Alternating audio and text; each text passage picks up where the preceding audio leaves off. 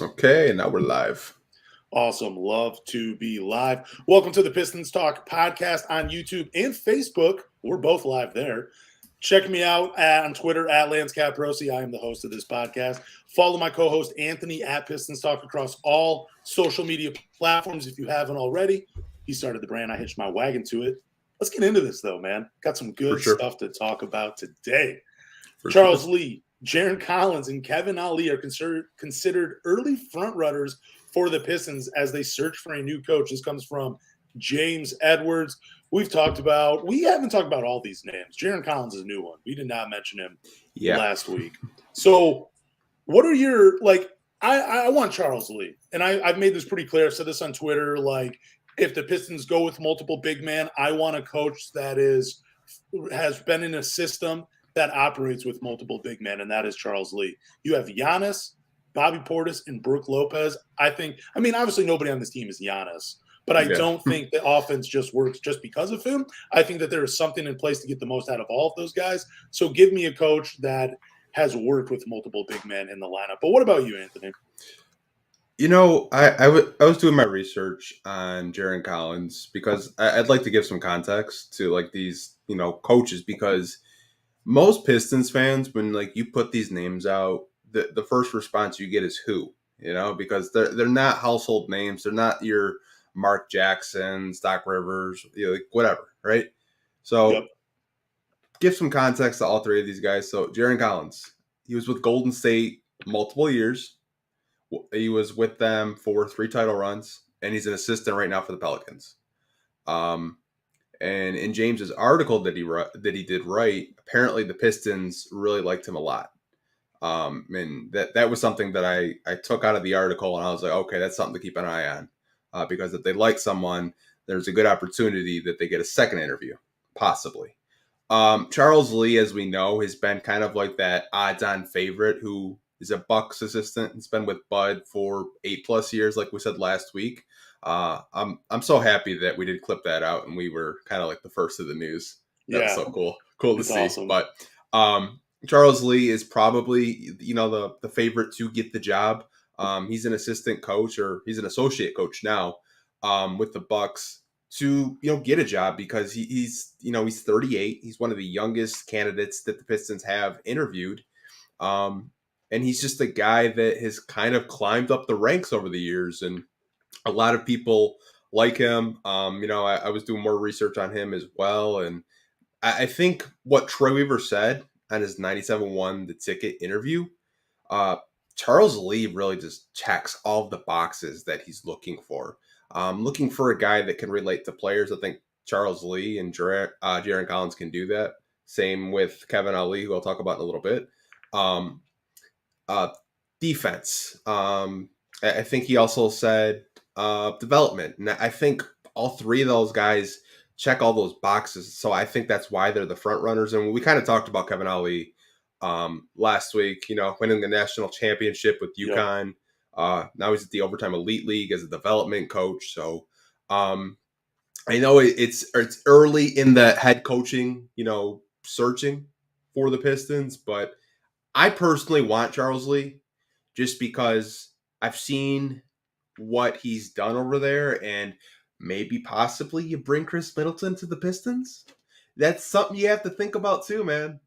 You look at these coaches, maybe they bring someone with them. Maybe a Jarron Collins brings a Brandon Ingram with them. Maybe man, don't even tell me that. I get so excited. Maybe we talk about Kevin Ali. Maybe he's got the inside scoop on the Thompson twins. Think about that. All these guys, you never know. You kind of see it with coaches. We even saw it with Van Gundy. I mean, he signed up 40-year-old Jameer Nelson. We all saw that. Coaches always bring in guys that they can trust and that they know. So that's something to keep in the back of your mind too. So with Jarron Collins, though, are you a little – the Warriors offense is a lot of fun. Pushing the pace. We're seeing Sacramento run some variation of it too. Mike Brown in there as the head coach. But my only concern with Jarron Collins is if he comes in here and he tries to run the the Golden State Warriors offense without the right personnel. Because, we were kind of talking about this. You look at the Sacramento Kings, you look at the Warriors, and you look at the New Orleans Pelicans. just for a second too, they all have a 4 that great passing ability, great vision, is unselfish. Draymond Green, Sabonis, and Zion when he is playing. Those are the 4. Do the Pistons have a guy like that where you could run that type of system in Detroit? I don't think they do. I know we've seen some flashes of passing from Jalen Duren. I just don't know what kind of offense Jaron Collins is going to try to implement here. And I mean, maybe he has a completely different system. I just think when you've been with the Warriors and with the Pelicans, because I think the Pelicans, they also brought in someone else that was a Warriors assistant coach, right? At one point, or maybe I'm forgetting. It's Willie Green. I don't think he was with the Warriors. But anyways, with Jaron Collins, that's like my biggest thing is like, do we have the personnel for him to run the type of offense I think he's going to want to run? And I think it's similar to the Golden State Warriors. And I don't know. You know what I'm saying? I just think when whoever they hire, I'm going to root for regardless. Yes, but looking at these 3 names, the reason I like Charles Lee is for what I said earlier, just, is comfortable with running a system that involves multiple big men. With Jaron Collins, I don't think you really get that, and I just wonder what the offense and what the team is going to look like. And I think it's kind of just set him up for failure just because the personnel is not what he's used to. He had a lot of success, like a lot of coaches did in Golden State, but Detroit does not have those players. And I just think it's going to be a tough job for anybody that comes over away, For sure. I mean, you could argue that Mike Brown was the star of the Golden State Warriors coaching staff, because if you look, Sacramento has the number 1 offense in the NBA right now, with the Domantas Sabonis and then De'Aaron Fox and everything else that they have over there. I don't know if he would try to implement the Warriors way, because I think coaches, obviously, they all run the same thing. They're just called different. It's just different play calls, right? They're called something different. For me, I think it's Charles Lee, just because everything you said. They have Bobby Portis, they have Brook Lopez. Now, can Jalen Duren become a dribble handoff passer and be really effective out of the post? We've seen flashes that he could be a good passer, but we don't know if he's going to be up to that maybe Sabonis level. Here's hoping he can, because that would be phenomenal. I think Jaden Ivey has shown flashes of being able to play both guard positions at the point guard and the shooting guard position. We all know what Cade Cunningham is. He's a guy that is a 2-way point forward that can drop 25 on you quickly. So I think the Pistons have a lot of good pieces in place, and I'm sure a lot of these coaches can scheme up a lot of different ways to use them, of how they view the way that the Pistons should use them. But like I said, if I had to put money on it, I'm going to be putting my money on Charles Lee. I just think he's the odds-on favorite to get this job. Yeah, like I said, man, he's my absolute favorite. And I don't even know if the whole multiple big man thing is even a thing, but I just know that he comes from Milwaukee. They've had success with multiple bigs. Detroit wants to run multiple bigs because, crazy enough, that's kind of what the Eastern Conference is, with like you see Cleveland and you see a few of these other teams doing it too. So Boston, they've had a lot of success. Both those teams are in the playoffs, so it feels like you have to play big. So I would just want to see him bring in a coach that has experience, running a system with multiple bigs. And I think Charles Lee is the answer. It's no knock, though, on Kevin Ali. I mean, it's cool that he's a front runner. I think that whole development thing is a real thing. But I don't know. I'm not as high on his name as much. Like, Charles Lee excites me. Jaron Collins would. I just don't. My fear is he's going to try running the Golden State offense, man. And I just don't think the Pistons have the personnel right now for that to work. I mean, who knows if it would have even worked in Sacramento if they didn't bring in Kevin Huerter, kept Harrison Barnes, found a role for Malik Monk. Like, if you look at it, like their system and the way their roster is set up, it's kind of similar. They just don't got the world's greatest shooter, in Steph Curry. They just got the world's fastest point guard in De'Aaron Fox. But I don't know. It's going to be a fun thing. And I know we got more coaches to talk about as the podcast goes on. So we can move on to the next topic, which I'm sure a lot of people are going to love. And here it is. Why are fans so quick to say a 3-guard lineup will work when Cade himself has questions about the fit with Jaden Ivey? We talked about this last week. Now, Cade says he wants to make it work with Jaden Ivey because he likes him as a person, but he still has questions about how those two are going to play with. But then we got fans, and I'm calling them out, saying, hey, a 3-guard lineup will work. Okay, if you got a guy on the team saying, hey, I don't know if the fit's going to work with Jaden Ivey right away, we're going to need some time to figure out, why would you want to add more confusion by throwing in another ball-dominant guard? And I know you were talking before we went on here, and you were talking, I think you said the Golden State Warriors were the only team in the last few years to have success with a 3-guard lineup. But you and I were talking, we kind of agreed that Klay Thompson, Steph Curry, and Jordan Poole can all play off the ball, and that's why it works. They're not ball-dominant guards where they obviously they're all going to do their thing, but they don't need the ball in their hands to be successful. They can just spot up or move without the ball like we see Steph Curry do. It looks like Rip Hamilton with steroids sometimes. It's incredible the way he moves around the floor. He's doing that without the ball in his hands. So it works in that type of system when you have 3 guards that aren't ball dominant and that can move without the ball and score without the ball in their hands. In Detroit, you don't have that. You got a big guard in Cade Cunningham that likes to make everybody else better around him. You have a guy in Jaden Ivey who has a skill set that can play off the ball or play with the ball. It just works perfectly. So why would you already want to mess that up and add another guard that needs the ball in his hands? And do not even tell me, don't even point to the bad boys Pistons. I don't even want to hear that. I'm not talking about having one of these guys come off the bench, because we have another topic about Scoot Henderson and what he said. And what he said does not mean he wants to come off the bench and be a 6-man in Detroit. You know what I'm saying? So if you draft Scoot Henderson, all 3 of them, you better make sure it works, and all 3 of them have to start. Don't bring that one of them's coming off the bench, because that's not going to happen with these 3 guards on the team. I don't see that happening. So let me ask you this. Okay. Was this topic more about Scoot Henderson than it was about Jaden Ivey and Cade Cunningham? It was just more about – I told you this before. I was on some different social media websites, and I saw kind of the same thing from a lot of people. Like, hey, 3-guard lineup, we just have Scoot and Jaden Ivey. They're in the backcourt. And then we'll just have Cade Cunningham play the 3 because he's big. Bro, Okay. point to his skill set and tell me how it's going to work for him at the 3. He can be a point forward. That's fine. He can defend threes. That's cool. That's awesome. But on offense, how is it going to work with all 3 of those guys, especially with Cade playing the 3? What has he done early in his career to say that he could play off of those 2?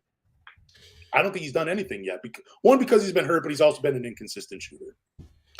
Yeah, I think when you were talking, I was just like, this has more to do with Scoot than it has to do with Jaden Ivey or Cade.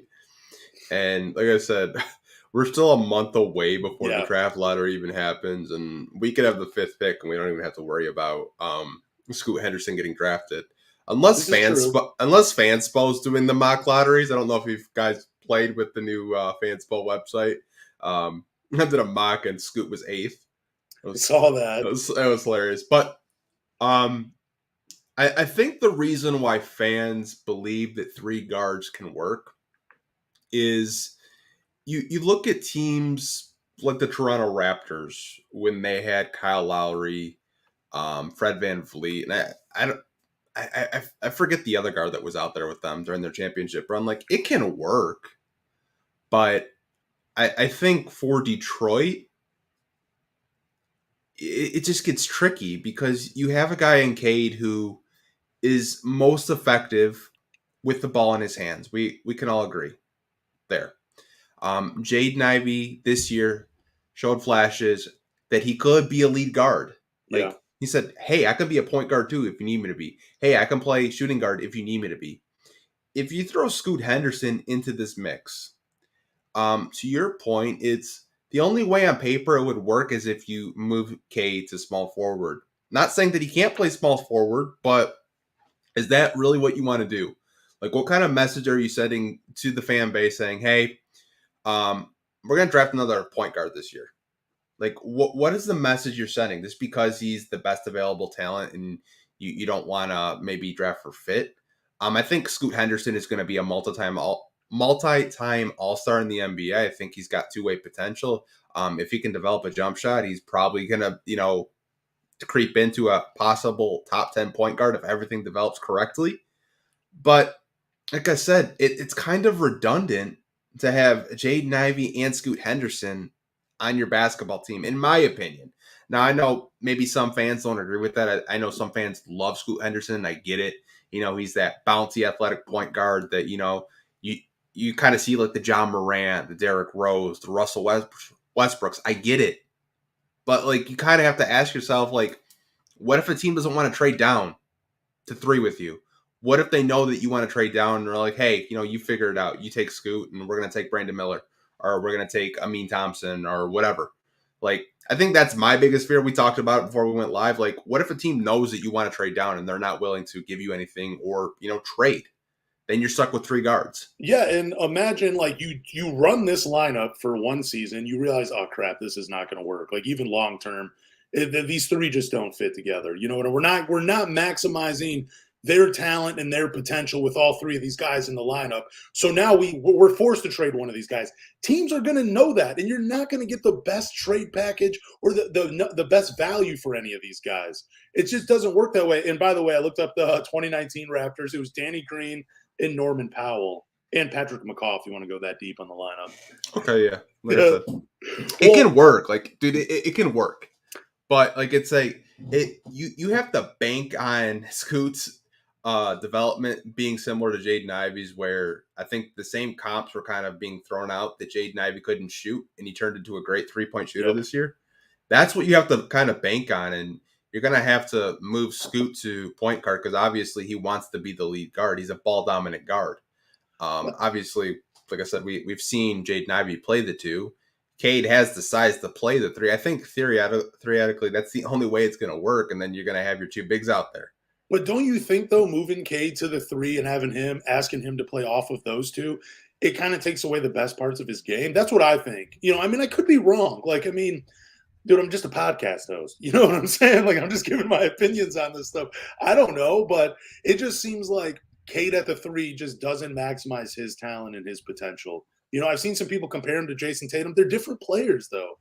Jason Tatum is more of a scorer. Cade is one of those guys that you can legitimately run the offense through, and he can make everybody around him better. If he's healthy and he's playing up to his peak potential, and he could probably carry any team to the playoffs. That's how much faith I have in Cade.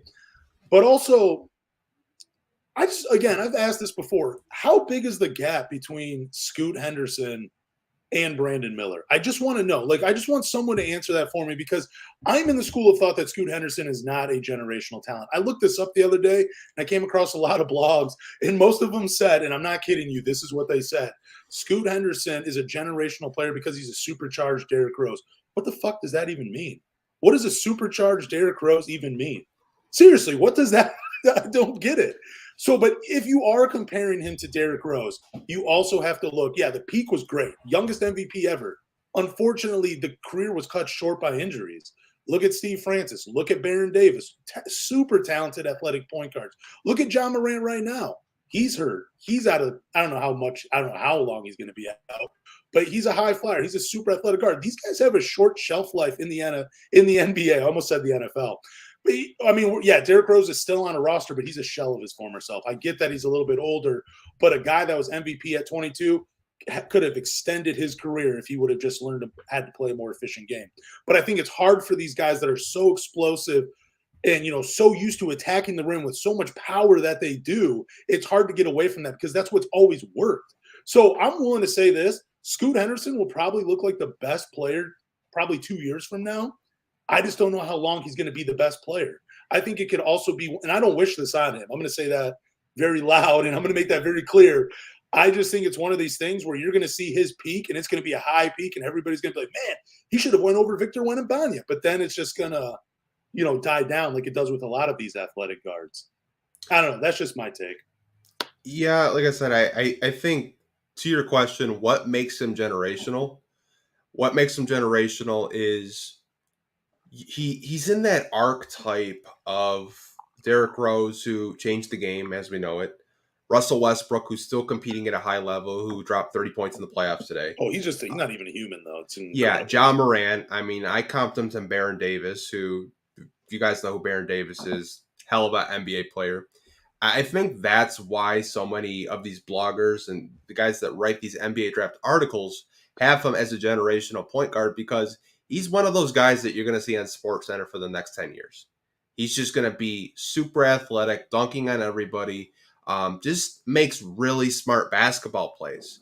But to your point with this 3-guard lineup, I think I've told you before, like Detroit's not really in a position to draft for fit, in my opinion, because you just won 17 wins. It's And true. you look at this free agency class, and it's not great. There's a lot of restricted free agents, and you're gonna have to throw a shitload of money at like Cam Johnson's or whatever if you want like players like that. Like if I'm the Pistons, I'm gonna draft the best player available and just see how it works out. Like if it works out with Scoot, great. If it doesn't, his trade value is not going to diminish. Like like you could draft him and say, you know what, this isn't working out. Like shit, Chauncey Billups got traded right after he got drafted. I think maybe 3-4 months after he got drafted. Guy got traded multiple times until he found the home in Detroit. Right. I know he's probably not a good example, even though he was a high lottery pick, but it happens. I just think you have to take the best player available, in my personal opinion. I get to your point, 3-guard lineups don't really work unless you have one of them coming off the bench as kind of like that 6-man role. But we all know Jaden Ivey probably doesn't want to come off the bench. Cade probably doesn't want to come off the bench. He would if it was for the betterment of the team. But I think you just got to take the best player available and just figure it out later. Maybe you can trade them, 6 months to a year from now. Maybe you could possibly trade down if a team doesn't know that you want to trade them. But it doesn't help that, you got bloggers out there saying Brandon Miller's the second best prospect in the NBA draft. So, well, that's another point, too. Like, if we're talking best player available, why are we not talking about, like, Brandon Miller being the best player available? Like, again, dude, we're talking about a 6'8", two-way guy. He can play. I think he can play off of Cade and Jaden Ivey. It is a little bit about fit, but let's not sit here and act like the gap between these two players is this, huge. It's just not. You know what I'm saying? Scoot is a phenomenal player, but like I said, we have seen athletic point guards like him before. And every time they come out, it's always like, man, they're going to change the game. They all play the same way. Again, I'm not trying to disrespect Scoot, dude. He's an incredible basketball player. And if Jaden Ivey looked like shit in his rookie year, I would be all over him. If I had more question marks about Cade's health, and I still have a few, and I didn't think his body would hold up, yeah, I would say draft Scoot because let's get a franchise player. But I'm confident that Cade will get healthy and he will stay healthy and the injuries will be a minimum. I'm confident that that's going to happen because I feel like you have to be. So I just think drafting Scoot too to the Detroit Pistons, it also could eventually set them up for failure and push them back a few years. And it's just because I just don't see it working. I can see a 3-guard lineup working if all of them are, can play off the ball and you have like a Sabonis or a Draymond Green running the offense. I don't know. Or bring back Chris Webber in his prime. Let him run the floor and let him do it. It'd be perfect. But with the way that Cade and Ivey like to play, I just don't see adding another ball-dominant guard to the mix and thinking it's going to be successful. I think it's going to set them up for disaster. That's just me, though. Yeah, I don't know. We got a really great comment that I do want to put on the screen real quick. This comes from Trutella 2011. He said, when did a 6'1", 6'2" guard become more valuable than a 6'9" versatile forward with elite shooting skills? You know what? I want to say this. I think it's this time of year where we hyper analyze everything and we look at these highlight tapes of. It doesn't help that NBA just put out a highlight tape of Scoot Henderson because he was in the G League, and we haven't really seen too much of Brandon Miller, and people are already bringing up his March Madness. Yeah. He had a groin injury, by the way. A lot of people don't know that, or maybe they forget to mention that. But I 100% agree with you, Trutella. I think, to me, Brandon Miller is very versatile. We've comped him to Danny Granger on the pod, Paul George. He's just one of those wings that every NBA team wants. They want that Kawhi Leonard. They want that Paul George. They want that, LeBron, Giannis. They're so valuable. I think those type of two-way forwards are so valuable, and that's why you see teams try to reach for them every year. Thank you, by the way, Truth Teller, because I have said that almost word for word on this podcast probably 15 times. Thank you for people that actually listen and take it in, because I've said the same thing. It's a two-way guy that's 6'8", 6'9", Great shooter, can attack the basket. That's probably the weakest part of his game. You know what I'm saying? I'm not asking him to be a playmaker. I'm not asking him to be, you know what I'm saying? Like, I'm just asking him to come in and fit and use his talents and just be that elite two-way guy. But, hey, whatever. Yeah. I mean, I tweeted out I want either the Pistons to win the lottery or to get the third pick. Dude, speaking of the lottery, I went back and looked at, like, the number one picks, and I'm so confident now that the Pistons could end up with the number one pick because they drafted Jimmy Walker in 67 and then got the first overall pick again in 70 to draft Bob Lanier. Dude, I mean – let's think about it, dude. Jimmy Walker, 6'7", Cade Cunningham, 6'6", 6'7". Then you got a center a couple of years later. It could happen. You never know. I'm very confident that that could eventually be a thing. Let's just let the ping pong balls fall in our favor, please. I will do anything for the basketball gods if they give us a number one pick. And then we can just delete this podcast. You know what I'm saying? For sure. Just this episode, not the whole thing, because I just love doing this. But you know, I was gonna say, damn, man. No. We're gonna keep this. This is the only thing I won't sacrifice. Okay. You know, well, and my family. But before we do move on, I do want to give a shout out to my guy Tristan. It is his birthday today, and I did tell him I would give him a shout out on this podcast. So, Tristan, I know you're not watching because you're probably partying right now, but happy birthday! We do appreciate you. He's a big supporter of just the Pistons Talk brand in general. Like, dead ass, he's giving me Piston tickets for free. I've never even asked for them. Like, he's just a really great guy, so I did want to give him a shout out. And that's pretty cool because almost 17,000 people are going to know his birthday. That's really cool too. Yeah. Oh man, that's awesome. Okay, let's move on to news. For sure. All right, let me just pull this up real quick. All right, for news. So we're going to talk about some more coaches right now. Detroit has received permission to interview Brooklyn assistant Brian Keefe. Keefe worked with the Pistons GM Troy Weaver on Oklahoma City's coaching staff for several years. Oh, what do you know about this guy? Like, other than he worked with Troy Weaver in Oklahoma City? Not too much. But the nickname that I did see on Twitter was Chief Keef. Oh, that's awesome. And I started laughing. I know that he was with OKC, like I did put in the prep sheet, and he was with Troy Weaver and Sam Presti, and that's all I really know about him. I know he's with Brooklyn, I believe, right now. So just another assistant. You know, they're doing their due diligence just to interview every guy. Maybe it's just, to get his name out there. Like Kevin Ollie, like we were saying last week. Don't know really too much about him. Yeah, so his coaching history, South Florida, Bryant University, San Antonio Spurs video coordinator. Okay. There's something there for a season. But then immediately he goes from the video coordinator job in San Antonio to an assistant coach for the Oklahoma City Thunder. I don't know how big of a jump that is, but just to go from the video coordinator, so you got to be doing something to get your name out there, right?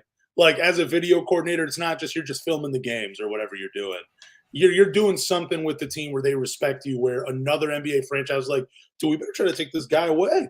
And then he goes over to the New York Knicks for a season, and then the Los Angeles Lakers, then back to the Oklahoma City Thunder, and now the Brooklyn Nets.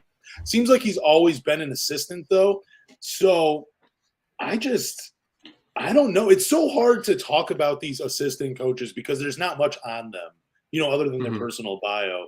But I think it's a good thing for him if he's been able to bounce around as much as he has. It shows that he adds value to a coaching staff and that it doesn't seem like he's had a gap in his career at all since he became a coach. Pretty much since 2000 until this day, he has been on someone's bench. And I think that's a good thing. And, it's probably just one of those things where he just has to wait for the opportunity to go and interview. And who knows, he could be a solid coach, but Charles Lee's our guy.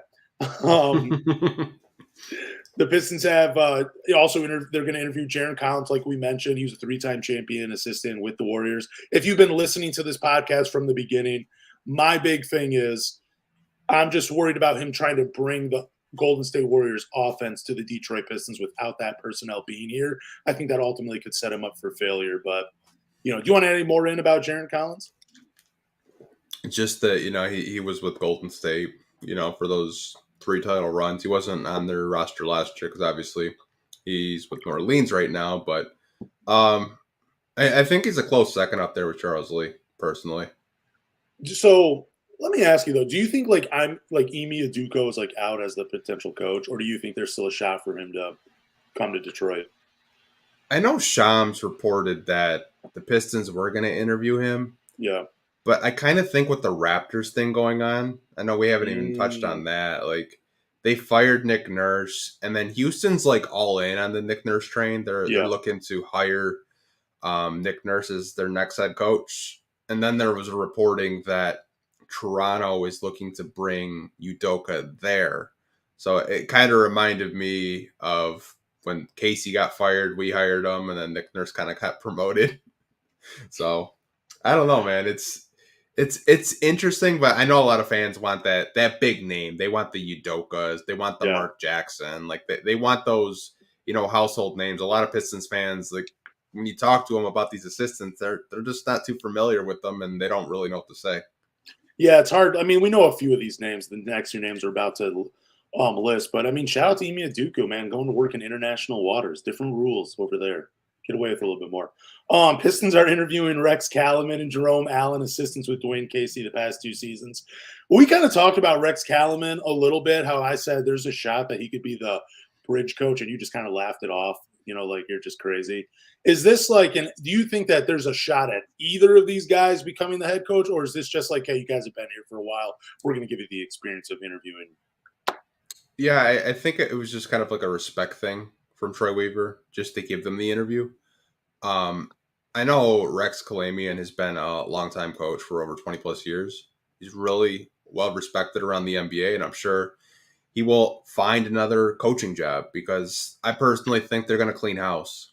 I think Ooh. this is Troy Weaver's, first opportunity to hire a full coaching staff.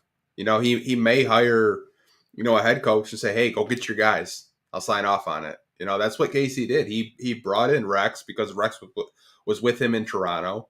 I forget the other guy's name, Jerome Allen. He was an assistant with Boston, and a lot of fans thought, once Casey's gone, they thought Allen was going to get that job. Yep, I was one And of them. you talk to Piston fans that are conspiracy theorists. They're like, yeah, Jaylen Brown's coming here because we have I keep forgetting his name, Jerome Allen. Jerome Allen. Yeah, and I don't know why I want to call him Ty Jerome. Oh, dude, great player, man, legend. Yeah, but he's white. Yeah. So, do you think these guys are interviewing for a potential to keep their job in Detroit? Is that it? Could that be a thing? I mean, it could be. I mean, it's very rare that you hire a new head coach and you have the same assistants. I remember when we fired Van Gundy, like we had Tim Hardaway Jr. on the as an assistant coach, and he was gone, and you haven't really seen his face or name as a coach ever since then. Um, I just think that once we do hire a new coach, you're going to see all new assistants. I don't think you're going to see a Rex Kalamian or a Jerome on the bench anymore. I just think they'll clean house. Okay, one final question about these two guys. Do you see either of them having head coaching jobs in the NBA? Any of these guys on the screen? Well, no, just Rex and Jerome. Out of those I could see Rex because he's already coaching internationally for the Armenian team. If he wanted to step into that role, I could see that because he has way more experience. Yeah, it like the Jerome Allen thing. I think the only way Pistons fans will remember him, like during his tenure, is when he pissed off Luka Doncic. I just think like that's the one thing. Like I asked my friend, I was like, you know who this is? He's like, yeah, the guy that pissed off Luka. I mean, he was though. I mean, like I think Jason Tatum and Jaylen Brown have both like given him, his props for helping develop their game. And I mean, Yeah. I think those two are going to be great no matter who the coach was. So who knows how much he really helped out. But it's kind of cool that two all-stars like that are, saying, hey, this guy like helped us out and he should probably get a job at some point. I don't know if Rex ever gets a job in the NBA as a head coach, though. I feel like he's I don't know. I've never met him. I've barely even heard him talk. But for some reason, just by looking at him, I'm thinking, bro, you'd probably be really good overseas. You know what I'm saying? Whatever you're doing, I just think you bring that overseas and you're probably going to have success. I feel like we're going to see a video of him holding up a championship in like the next 3 years over in like Argentina or something like that. It'd be wild. I do want to make a point with assistants because I was thinking about it. if you do remember Tyronn Lue, before he did get the coaching job with the Clippers, he was an assistant under God, what was that guy's name? I can't think. The international coach, David Blatt. Oh, yeah, David Blatt. You look at Orlando. Orlando didn't hire a primetime head coach. They hired they gave a guy an opportunity. I think his last name's Mosley, if I do remember correctly. You're seeing more of a shift of these NBA teams. They're not going for the big names. They're going for assistants. Now, obviously, Steven Silos, he was an assistant in Dallas, but obviously it didn't work out in Houston because they're much like us. They're a rebuilding team. Yeah. But I think that's where the NBA is kind of trending towards, is they're going towards younger assistant coaches that are more relatable to these players, right? Yeah, 100%. Like, I just don't, outside of like the big names that have kind of, switched teams or gotten hired. Like, obviously I was a big Quinn Snyder guy a couple months back. I told you I would love Quinn Snyder, but the Hawks hired him. Obviously Doc Rivers is, coaching the Sixers now. Mike Brown, obviously, coaching the Kings. But I mean, you look around the league and, all the head coaching changes. I mean, you're seeing these assistants. You're not seeing, these big names, because a lot of these players, they don't relate to these guys that are 50 and 60. They're relating to more of these assistant coaches that are closer to them in age. Like, I saw a video of Charles Lee roasting Grayson Allen's shoe choice. I saw that video. He's like, really? You wearing those today? Like, I think that's way more relatable with these players, and I think you'll get more out of them. Even OKC's head coach choice, he's younger. Like, I just think that's where the NBA is going, and I get it. Like, you want, like, Pistons fans want to win. They don't want to be stuck in this 17 to 22 wins a season. And they think if you hire a Udoka or a Mark Jackson or even a Kenny Atkinson, he'll get you to 45 plus wins. I just don't think that would happen. I think, going with an assistant, yes, it is a gamble, but, long term, it could work out. You never know. And I think I'd rather than go with an inexperienced. I mean, I wanted them the guy that's been familiar with an NBA team, that's been on a team for multiple years, like a Charles Lee. And I've explained why I like him. I just think the NBA, just much like the NFL, is moving on from older coaches because their philosophies are outdated. I mean, we can go back a few years ago when Mark Jackson was the head coach of the Golden State Warriors. He had Steph and Clay. That team, they would pretty much run their offense through Jermaine O'Neal. He was calling post-ups in the playoffs for Jermaine O'Neal. They were 30th in ball movement. Yeah, he got them to the playoffs, and I think, I don't know, didn't they get to like the second round or something with him, and probably won close to 60 games, probably like around the 50, mid-50s or whatever. But anyways, it's an older philosophy that we're not running that style anymore in the NBA. Like, it's all about ball movement, positionless, creating space, and then finding big men that can operate in that way. And you need to go younger. You need to go guys that are a little bit more creative, that aren't just stuck in their ways, that are willing to adjust, and like you were saying, guys that relate to these young dudes, man. That's like relating to a guy and just having that relationship with a player. That is so invaluable. And you want your players running through a wall for you, man. And if you can't relate to them, if you can't talk to them, if you can't, like you were saying with Charles Lee and Grace Allen, if you can't do that, they're going to run through a wall for you, man. They're not going to want to play for you. Look at John Beilein in Cleveland, man. It was a disaster. So yeah, because like in college, you can coach kids a certain way. Yep. And I love John Beilein. I know you being a Michigan fan, you probably wish he was still there. I do. Because Juwan Howard hasn't really worked out so far. But I think, being relatable is something that coaches need to, have accountability for. Like, I was watching an old clip of Steve Kerr talk to Steph Curry and Kevin Durant saying, when, I played with Michael, this is how he would do it. He would have games where he would struggle. I think if you're more relatable to the players, just on like a human level, they're more willing to listen to you and listen to your message, because if they know that ball, then they're going to listen to you. But if you start talking crazy and benching them and pulling them out because they're not doing something, or they missed a defensive assignment, they're not going to listen to you. They'll just shut down. Half of these players, I shouldn't say half, all of these players make more than these coaches. Yeah, exactly.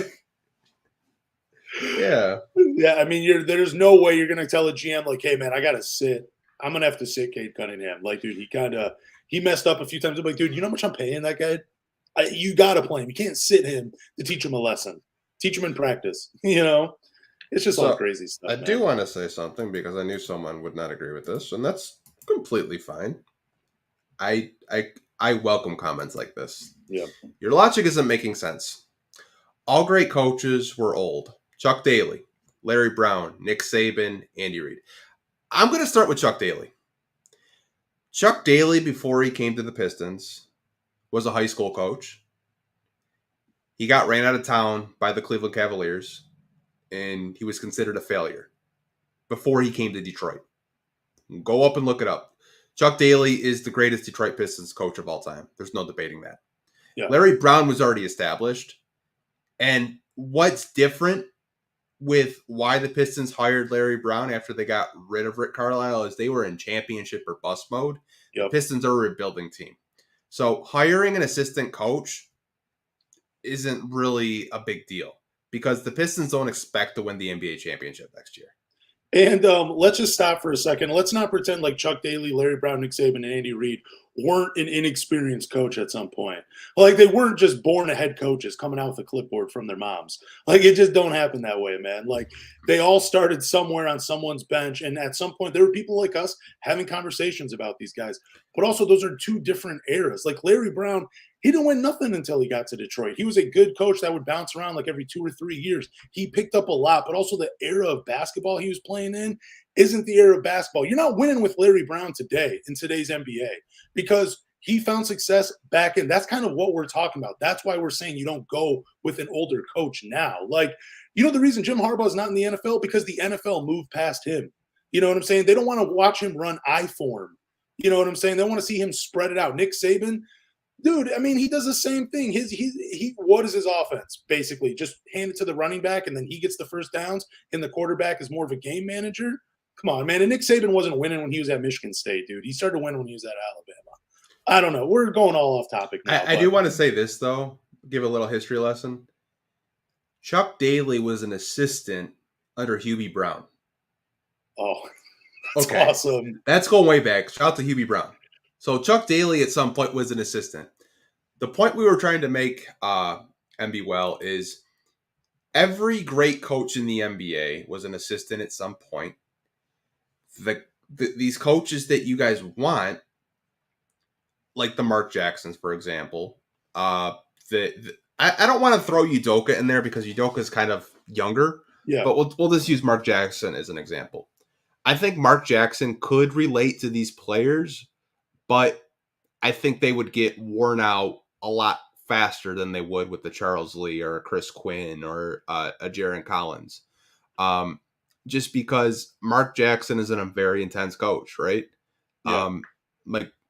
I think the biggest reason why he hasn't got a coaching job has nothing to do with coaching. I think he's got blackballed for, the religion stuff. And I think that's really stupid.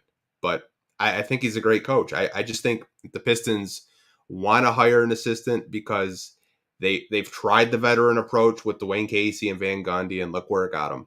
They didn't win any games. And I know that's unfair to Dwayne Casey because, he had 1 year of competing and then they decided to strip it down. But I think the organization is looking towards assistants that are younger because they relate better to these players. They're closer in age. They can understand them. And a lot of these guys are former players too. Yeah. But also the game eventually moves past guys. You know what I'm saying? Like, it's no offense to Mark Jackson. It's just, dude, he's an older coach that hasn't coached for a number of years now. And when he did, like I said, when he was a head coach for the Warriors with Stephen Clay, he would still design plays to post up Jermaine O'Neal and run the offense through him. They were 30th in ball movement. That last one I looked it up, that's what it said. They were 30th in ball movement, which I think is, if it's not last, it's damn near last in the NBA. You know what I'm saying? So, like, it was an old school approach the way he was coaching, and that old school way doesn't work in today's NBA. That's why they're always trying. That's why there's so many young guys getting jobs, man, or so many former players too, because they played in this era of basketball. Maybe not all of them. Like Jason Kidd, he's kind of on his way out when the shifts started to come, but he still had enough experience in it where, teams felt comfortable giving him a head coaching job for some reason. But Yeah, Yeah, I'm ranting a lot tonight, man. I'm sorry. I know, like I do want to bring up this comment because I do see the fans with like Bill Laimbeer. I think Bill Laimbeer was a really great coach in the WNBA, but I think it's kind of past him too. I believe Bill Laimbeer is like what 65. Yeah, I'm not sure about the age, but it's not even just an age thing. It's just when he was coaching, what was it? The Aces was the last team he was coaching, right? And I think he won a championship with. His philosophy was go through the post. That's not what you do in the NBA anymore. You don't do that unless you have a Joel Embiid. But even then, he's playing a little high post too and using a jump shot to get some of his points. So, I love people throwing out different names. It's just go watch and read about how Laimbeer coached those teams in the WNBA. It's a much slower paced game. No offense to them. It's just that's the way the game is being played in the WNBA right now. It's a slower paced game where you can throw it to the big man and just have them do work in the post. You just don't see that in the NBA anymore. Yeah, even the big guys in the post like Jokic, Sabonis, and Embiid. Two of those guys I've named are excellent passers, like elite passers. I think Laimbeer, if he did want to coach in the NBA, it would have been a long time ago. Yep. I just don't think he ever had a desire to coach in the NBA. And I think if an NBA team really wanted him, he probably would have got more interviews. I know Isaiah Thomas just talked about it, and he kind of thinks the reason why he's kind of gotten like blackballed from the NBA is because he never really changed the mentality with the bad boys. Now, I personally don't believe that. I just think Bill Laimbeer was content coaching women's basketball versus men's basketball, just because the mentalities are different. WNBA players aren't making close to $45 million, $30 million max contracts. That's a part of it too, yeah. I'm not doing that. I think Bill Laimbeer would probably I don't want to say he would struggle, but I think it is a struggle when you have max players that don't want to play, and I think just having to deal with that, it was extremely difficult. I think he'd be a great coach. It's just, I just don't think it would be with the Detroit Pistons. I think, I don't know, man. It's hard because, like I said, he's up there in age with Casey. Yep. The Pistons did want to hire him. It probably would have been like 10 years ago. Oh, man, it would have been like around Larry Brown's time, because that's when I still think a lot of it comes down to a game that he's familiar with. And it might sound crazy, but like the way the WNBA is played is more familiar with a style that he was used to playing. Maybe not the beating people up or thing. I'm going to forget that part. I'm just saying, even though the pace was a little different in the 80s when he played, like he was actually comparable to today, but you still had your Kareem Abdul-Jabbars and your big centers running things. You know what I'm saying? It wasn't like a free-flowing open offense like it is today. I just think the WNBA, he was just more familiar with that way that game of basketball was being played. That's just it, And again, another great name. He's just never going to be an NBA head coach. He doesn't want to be one. But I also think you'd have to spend a few time on a bench first, Yeah, like I said, people are like, Pop's still coaching and he's 74. Again, it's not an age thing, you know what I'm saying? But also Greg Popovich, he has changed his ways over time. You know what I'm saying? Yeah. Like he started in the 90s with David Robinson, then Tim Duncan, when the NBA was played with bigs that way. But then once the game started to change, his finals MVP was Tony Parker, for crying out loud, at one point. He set up an offense where Tony Parker could thrive without a three-point shot in today's NBA. Like, he was a guy that always adjusted to the era that he was playing in. Like, some coaches, and it's the same thing with Bill Belichick. Some coaches, they evolve, to the game, and they're able to coach in that era. I don't know. It's not an age thing. It's a more of a philosophy thing, I guess. Yeah, like I said, I'm not disagreeing with MB. Well, I can understand it that, the guys that he did name, they're all great coaches, but just my standpoint is just in today's NBA, you don't really see those big name coaches have a lot of success. Like, we just saw Doc Rivers basically blame the whole Clippers roster for why they didn't win a championship. He didn't take any accountability, of course. He was blaming Blake Griffin, Chris Paul, and JJ Redick for why they didn't win a championship. The real reason is he didn't have Kevin Garnett commanding the defense. That's the real reason. He's the most overrated NBA coach, in my opinion, but that's another topic for another day. Yeah, We can move on, man. We spent way too much time on this arguing with fans. Hey, I love it, man. I hope they keep it coming, man. Like, I love the Pistons Talk fans, man. You guys are amazing. Like, and I hope nobody, when we're arguing with you guys, don't take it personally, because we don't take it personally. No, I welcome it. I've told them that from day one. If you guys have a different opinion, I'm all for it because Exactly. I'm a dumbass. Bro, I last week, and nobody even called me out. I said 13 wins from 17 to 40. I needed someone to call me out. It was 23. You guys all made me look stupid. Like, I was up here for like 5 minutes saying, oh, man, 13 wins is a huge jump. Man, that's easy compared to 23. I can't math. And they let you know in the comment section when they did. I did see that. I appreciate you guys. But, yeah, let's move on to some more topics, man. Jaden Ivey, rookie stats versus Dwayne Wade rookie stats. This is going to be a fun comparison because Jaden Ivey finished the season 16 points per game, 5 assists, 3.9 rebounds. We're giving him 4. We round up over here. Dwayne Wade, 16 points, 5 assists because we're rounding up in 4 rebounds. They're identical numbers. You know what I'm saying? If we're going by the numbers specifically, yeah, it's a very fair comparison. But if we're breaking down their game, I don't know, a little different. But what are your thoughts on these two, man? And if the comparison's fair or not? Yeah, I when I was looking at the stats and how similar they were, I was actually kind of surprised, like how close they were in numbers. But you do have to kind of look at the eras that they do play in. Obviously, Jaden Ivey plays in an era where there was no hand check rule, really. Yep. And Dwayne Wade was, Dwayne Wade in today's NBA would probably average 25 a game. Oh, dude. Like during his rookie season, because he was just so dynamic. But I have seen a lot of Pistons fans compare Jaden Ivey to a Dwayne Wade. My comparison has always been Victor Oladipo, and I'll still stand on that hill. I just think when I look at Jaden Ivey, I see at his peak he'll be like Indiana Victor Oladipo when he was averaging 30 points a game before he did have his injury, and now he's just kind of a shell of himself now with the Miami Heat. But it's pretty crazy when you do look at their numbers and how similar they are. It's just Detroit got the pick right, honestly. The thing I want to see from Jaden Ivey, and I think maybe some people disagree with me, but Dwayne Wade, he was a good two-way player. Like, I don't know if he made 3 all-defensive teams. I think that's the turn I want to see for Jaden Ivey, is become that elite two-way player.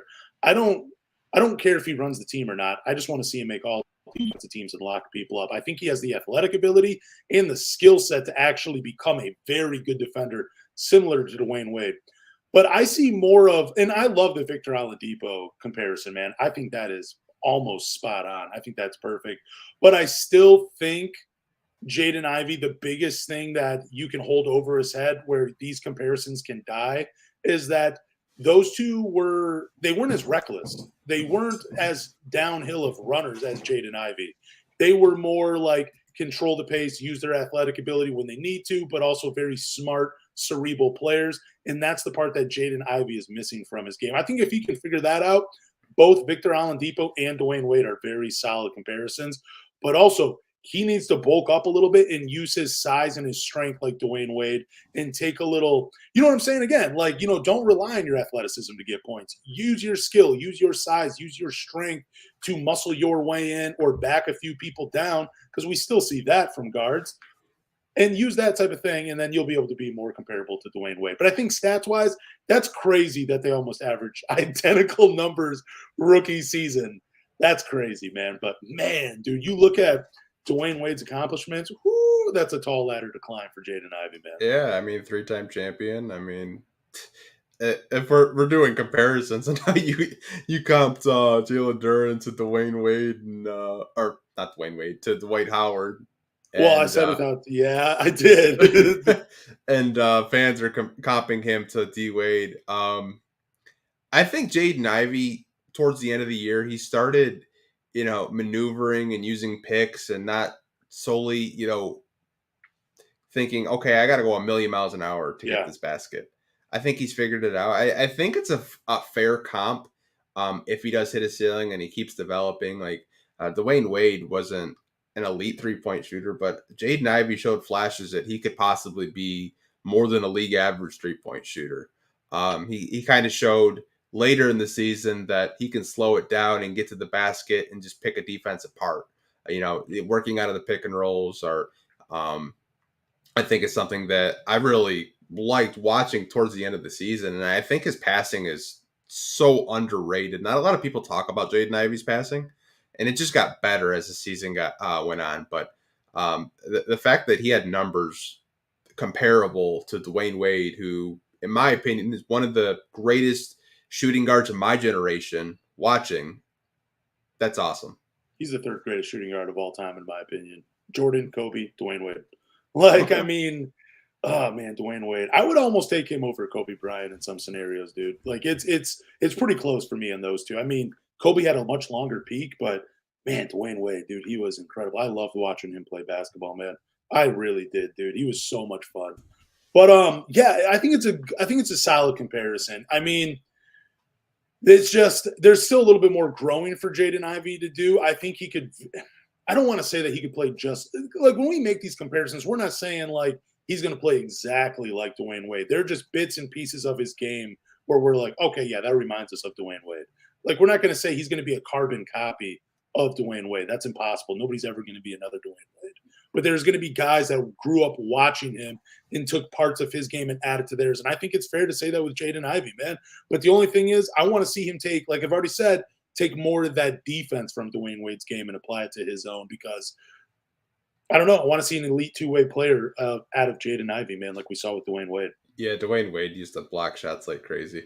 I think he was the first guard ever to have 100 blocks in a season. Yeah, we're not like you said, not carbon copies comparison, but there's flashes in his game that you see D Wade, you see a little bit of John Moran or whatever. He's just a phenomenal player. I'm so glad that he was there at 5. Oh, dude, it seems like such a steal at 5, though, too. That's what's crazy. Yeah. This next topic is going to hurt a couple people's feelings, but I mean, that's just the way it is. You guys got to do better. NBA players voted LCA the second worst arena in the NBA. And why do you think NBA players voted LCA one of the worst? I have a thought, and it's this.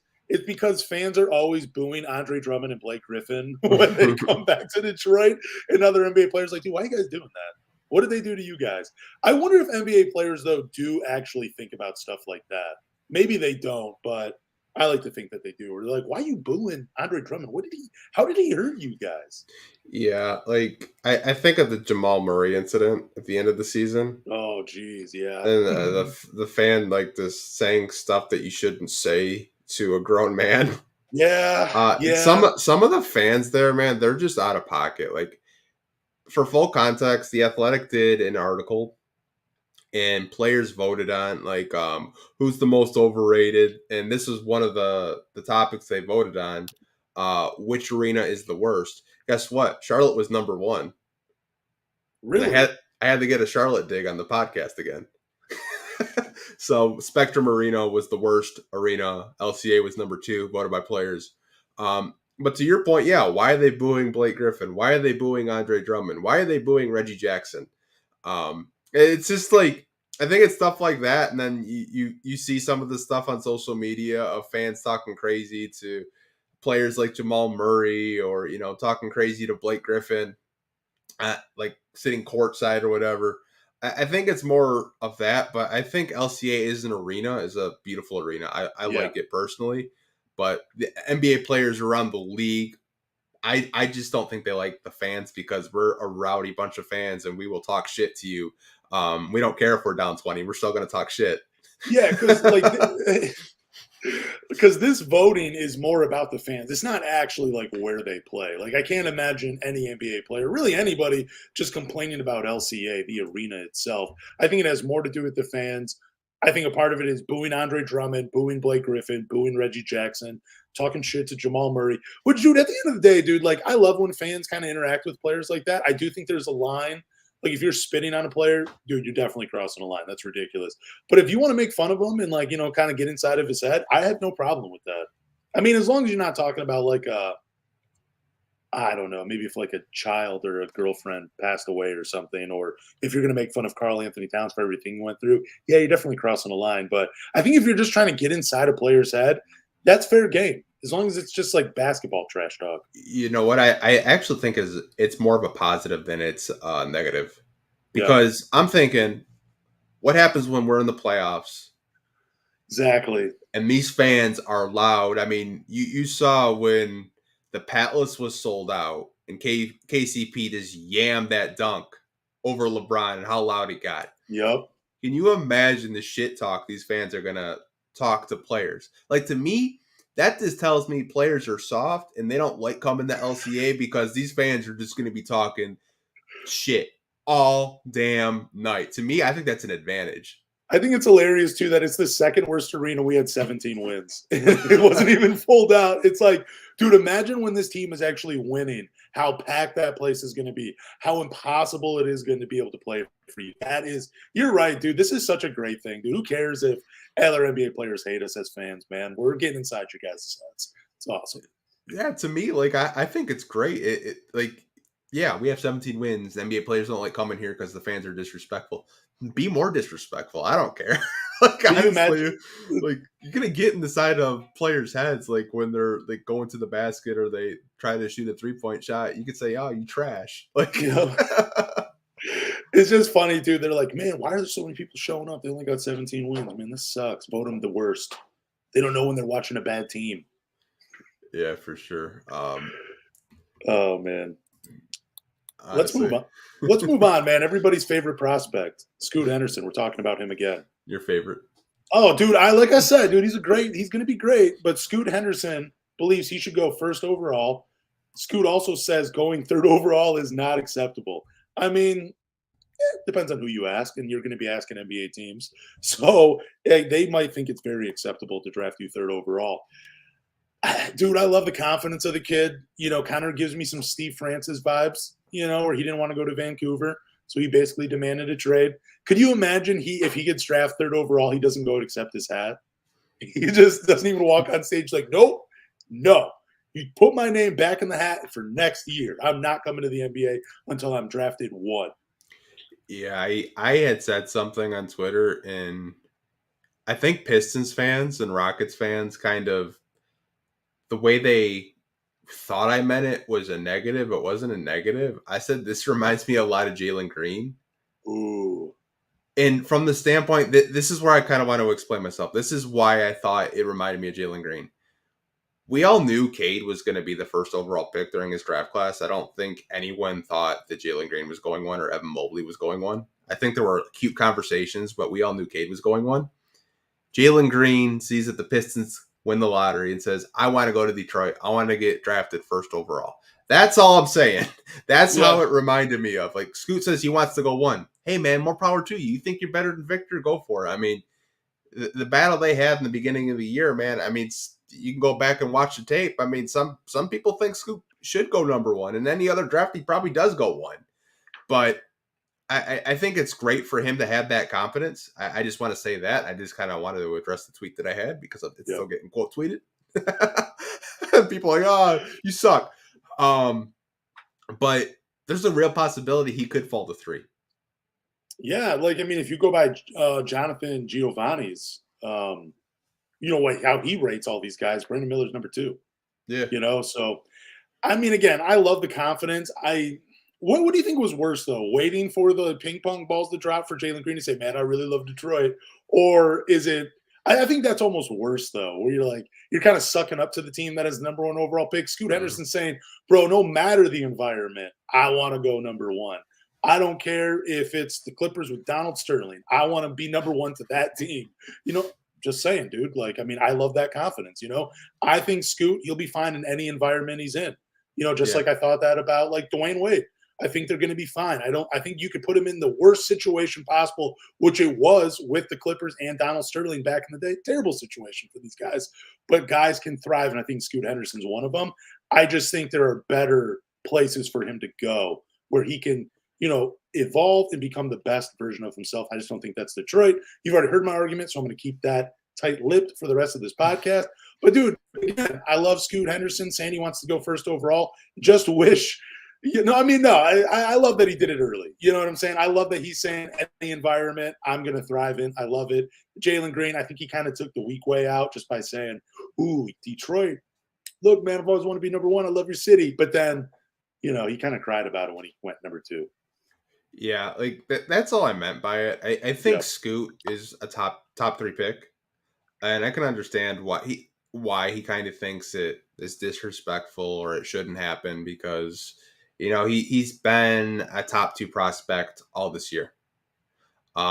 Just as of maybe the past 2 months or so, more media members have been paying attention to Brandon Miller, and more eyes have been on Brandon Miller. I think for him to say, if I get drafted 3, it's unacceptable. He should feel that way. He should feel like he's the best player. And that's a confidence thing. You have to have confidence within yourself. I have no problems with him saying that. I think all players should have that type of confidence. But, like, hey, man, like, if you get drafted 3rd overall, that's still great money. Yeah, and I mean, okay, let's talk about this, though, too. Did you see the comments of him wanting to be a wizard? Harry Potter. Yeah, like a Harry Potter wizard. Like he's like, man, I want the wand and I want to have something in my house where I wave it. So I'm thinking, if the Pistons get the 2nd overall pick, like what kind of trade package could we get from the Washington Wizards so Scoot could be a wizard? I did see you talking with Wes about this. Yeah, we were talking about Bradley Beal, bro. Yeah, I just don't know if Bradley Beal would even be in a package. I mean, if they're trying to because they're not even really trying to rebuild. They're trying to retool. So they're not going to trade Bradley Beal. And I know I've been talking about adding a 3rd guard to this line. Bradley Beal can play off the ball. You know what I'm saying? Like he doesn't. Yeah, he does have that skill set where, it can make sense with him and Cade and I be playing all off of each other. He's not the ball dominant guard. He does have a high usage rate, but he can play off the ball because he made it work with John Wall. Didn't have a ton of success, but he made it work with John Wall. So I think he can make it work with Cade and Ivy. But I think go on. I just don't think. I think you're getting like Denny Avdia or Johnny Davis. You're not getting anything good. No, I know. It's like I'm just saying though, to make him a wizard, like I think you could dangle that 2nd pick in front of the Washington Wizards. And again, I don't know what they would bring back. Bradley Beal would obviously be amazing. But would you accept that if they were like, hey, dude, we'll give you Kristaps? Would you take that, or would you rather just keep the number 2 pick? Let's say they draft 6th. We're right out of the top 5. They give you the 6th pick for the 2nd pick and Kristaps Porzingis. Are you entertaining that at all? I would say give me Kyle Kuzma and I'll think about it. Okay, all right. Kyle Kuzma in the 6th pick for the 2nd pick. You're feeling that a little bit? Yeah, I mean, like they're not going to give you anything good. Like if Rui Hachimura was still on the team, I would consider it, but he's not. He's with the Lakers. Yeah, the Wizards just have so many like players that get drafted in the lottery where you're just like, yeah, it's a role player. Like Denny Avdia from Killian's draft, who hasn't really done much in the NBA. But I had someone, and I mean, if you're listening to the podcast, dude, I love when you engage with me on Twitter. But he was talking like Corey Kispert, Johnny Davis. I believe those were what the trade was centered around. And I was just like, dude, I don't even want to comment on this. Like, I'm going to save it for the podcast. But, I don't know. I just think if he wants to be a wizard and the Pistons get the number 2 overall pick and you're looking at Washington and you're like, hey, dude, what do you want? What do you want for this kid that wants to be a wizard? What do you want for it? Yeah, I think if he does get traded, OKC has the most capital to get him. Ooh, like he just seems like an Oklahoma City Thunder guy. Like, because I could see OKC just trading all their picks for 2 stars and just running the table. Do you think Oklahoma City? Because remember when we were talking about I don't even know if the trade was real, but Shai Gilgeous-Alexander for Cade Cunningham. Is there any way the Oklahoma City Thunder dangle Shai for the 2nd overall pick? Because I think he's had a great season, 30 points per game. I think he was the youngest player in the NBA to ever do it. But I still think the Oklahoma City Thunder ultimately are going to be Josh Giddey's team. Yeah, I think they'll keep SGA because they haven't seen what he looks like with Chet yet. Yeah. And but doesn't it kind of feel like even though he had a great season, he could still be the odd man out in Oklahoma City? Or am I the only one feeling that way? Yeah, I feel like you're smoking something over there, bud. Not yet. No, I just think, he was a top 5 scorer this year in the NBA. I think he's one of the best young guards in the NBA. I don't think OKC would trade SGA because they feel like it's going to be Giddey's team. Like if they trade SGA, it's probably for another star player. Yeah, but I'm just saying, like, if sometimes you have these guys play out of character because the situation that they're in, it calls for it. You know, if the team gets better, how good is SGA? Imagine if he drops down to like 21 points per game next year. You know what I'm saying? You're like, he doesn't look like the elite guard we thought he was. You probably wish you could have traded him. But if you put him next alongside Cade and Jaden Ivey, again, because I think Shai has proven that he can play off the ball. He's not a ball-dominant point guard that runs the offense. Josh Giddey, I believe, led that team in that department. He's shown that he can do it. So I don't know. You might dangle the second overall pick because if they were willing to trade him when Cade Cunningham was coming out, if that trade was even real, which I don't think it was, dude, they'd probably be willing to trade him for Scoot Henderson. Yeah, like I said, I'm not really too sure with that. I think OKC will probably just keep him because let's say he does average 21 points a game, but they're winning 20 more games. I don't think too many people are really worried about what his point per game average is because I think OKC is just going to take such a huge jump that they'll probably be top 5 in the West next year. Ooh, come on, say top 3. Top 5. Okay. I got one more scenario for you. Okay. San Antonio Spurs, they're drafting 5th. We got the number 2 overall pick. They give us the 5th and Keldon Johnson for number 2. No. Why not, dude? I love Keldon Johnson. No, I'm good. I'm good on Keldon Johnson. Okay. It's just, he's a good player, but it's just like, what am I doing? Like, come on. Like, they get another 20-point scorer, bro. that plays defense when he wants to. Is that the case with him? Yeah, I mean, if I'm gonna go for a wing, I'd much rather go for Grant Williams from Boston. With the number 2 overall pick, though? No, I'll go in free agency and get one. Okay, but we're looking. Okay, look at these numbers though. Oh, his 3-point percentage sucks, but 22 a game, 5 rebounds, 3 assists, 45% from the field, 33% from 3, 75% from the line. Not bad. Not bad. He's a proven player. Gotten better every year.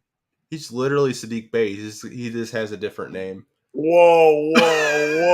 Don't even compare him to – look, crappy comparisons come from me. You don't do that. No, I think he's more like a Mitch Richmond than anything. I'm good. We need 3-and-D wings, man. And he's barely a 3-wing. I mean, his nickname is Big Body, bro. I mean, he might be like a 4D player for all we know. Yeah, like I'm good, man. Like if there's a better wing out there on the open trade market, I would take it. But like Keldon Johnson, to me, I feel like we would probably just use him as a number 1 option, and everyone would hate him. Oh, dude, but he's just playing off of Cade and Jaden Ivey. That's what I envision. And I mean, 22 points, man, and the 5th pick, though. We just got to wait till the lottery happens, though, before we come up with these scenarios. But I did tell people on Twitter I was going to have some crazy scenarios for this podcast, and I'm glad I got to share those.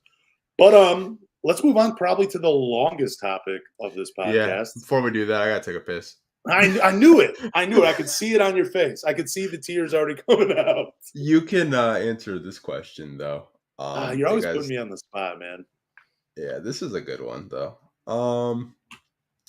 That'll be a draft question from Hugh from Facebook. Dude, if are you asking me to start, bench, trade these guys? Because I'm going Wemby starting. He'd be my de facto number 1. And then I'm benching Brandon Miller. He'd be my number 2. And then I'm trading Scoot Henderson. He'd be my number 3. That is my order for the Pistons. Now, it would be different if Cade and Jaden Ivey, like if they didn't have Jaden Ivey, if they had drafted Keegan Murray last year, I'd definitely go Scoot number 2. Because I do think him and Cade and him and Jaden Ivey can make it work. I just don't think all 3 can make it work. That's what I'm getting at. I don't know if that makes sense to you guys, and that's fine if it doesn't, but that's my order. Wemby, Brandon Miller, Scoot Henderson for the Pistons. That's just how I see it. You know, I mean, my fingers are crossed, though, for Wemby, man. That dude is he's amazing, man. Like, even if he only plays like 9 years in the NBA because he's huge and his body can't hold up, I'm taking that 9 years. I'm taking it. Give me the Yao Ming career with Cade and Jaden Ivey and Jalen Duren, and we'll just see what happens. Let's just have a good 9 years with Wemby in Detroit. That would be incredible. But in all honesty, again, It's Wemby, Brandon Miller, Scoot Henderson for me when it comes to the Pistons. I answered it a couple different ways. Oh, I went Wemby, Brandon Miller, and Scoot for the Pistons, man. I'm not changing. I'm not moving from this hill. I'm dying on this mountain, bro. Okay, man. I thought you would have went Scoot first. No, I did say, though, if it was like Cade and like Keegan Murray, like if they had gone Keegan Murray last year, yeah, it'd be all over Scoot Henderson. Like I've said to you multiple times, I just don't think all three of them work together. Yeah, I know. Oh, well, we'll see, though. Yeah, we will. We will. Okay. So we're going to do player grades, which was the next topic before I took a minute and a half piss, it felt like. Let's go by points per game. Leader. Okay. So number one is Bojan. What kind of are you giving him a letter grade? Are we grading on a curve too? What are we doing here? We're going to give him a letter grade. Okay. All right, so Bojan. Man, I feel like I'm going to go really high with my grades because like I think I tend to go on the more positive side, but I'm going to give him an A- just because career year for him, scoring, shot the ball like magnificently, bro. It's incredible how well he shot the ball this year. 49% from the field, 41% from three, 88% from the free throw line, just right out of that 90 club from the free throw line. I got to give him an A-. And I'm only giving him an A- because it could be higher. It's just that he didn't get to play for a ton of games in the second half. I almost forgot he was actually a Detroit Piston. But when he was on the floor, he was an A- for me. Yeah, I got a B-. Ooh, why a B-? I thought he had really bright moments this season with the Pistons. Okay. But there were also moments where I didn't like him dribbling the ball up the court and ignoring Cade. There were moments on the defensive end of the floor where I've kind of was just like, I know that's not your strength, but you have to at least try. I think a B- is fair, B-, B. I just don't know if he's going to be on this team long term. I could see Troy possibly flipping him during the draft. Ooh, that's another topic for another podcast. That's awesome, though. I think B's fair, though. Yeah, I'm not going to argue with you. I just went with A-. Just like I said, I'm going to go. Dude, students would love me, man. I grade high. You know what I'm saying? I don't even let you turn in homework. I think we can skip on Cade though, because he only played 12 games. That's a lot of absences for the year. So, sorry, Cade, you can't get a grade, man. You didn't do enough of the work. Jaden Ivey though just got compared to Dwayne Wade. Dude, I think, man, I gave Bojan an A-. I'm going to give Jaden Ivey an A-. Earlier in the year, I probably would have given him a B- or a C+, just because I thought it would have been like an average rookie season. But his development as a playmaker, as a lead guard, his development as a spot-up shooter, it was just – I didn't think we'd see any of that for like another 2 seasons. So I got to give him an A-, and I could flirt with an A little bit with that because I think he had a great rookie year. So, But I'm going to stick with an A-. 2 A- to start grading for me. Yeah, I got to give him an A+. Okay. I did not see the second half of the season in his game until maybe his third or fourth year. I've told you before, the development that he had, you usually see through a few seasons with an NBA player, and he had it all in his rookie year. And I was looking at a chart a couple of weeks ago, and they were kind of saying, like, Jaden Ivey basically should be rookie of the year just because, he had better numbers in pressure situations than Paolo Banchero and Benedict Mathurin and all those guys. So I just look at Jaden Ivey, and I think he's the MVP of the season, in my personal opinion. I think he had the ball in his hands the most. He developed the most. He developed into a great passer, a great three-point shooter. His defense improved throughout the year. So I got to give him an A+ for that. Ooh, okay. That's fair. Like, I'm not going to be like, man, don't give him such a high grade. A+ though, that's solid. Alec Burks though, this is going to be an interesting one. Okay.